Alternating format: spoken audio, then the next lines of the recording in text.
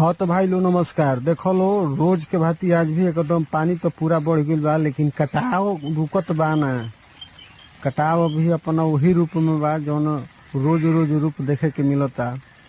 घर ये तुरंत आधा गिरे वाला बा, कहे कि देखी देखी सब देखी गिरता कैसे गिर गईल।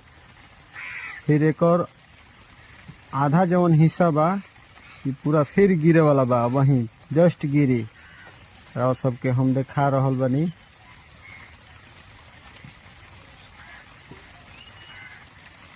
देखी देखी कैसे भर भराता।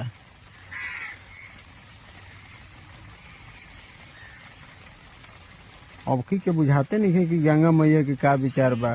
पूरा गांव साफ करी है कि पंचायत साफ करी है कोनो।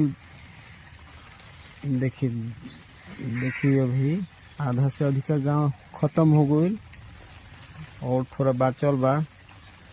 देखिए यही घर के कैसे लेके जाई, धीरे धीरे धीरे धीरे झाड़ रहल बा नीचे से।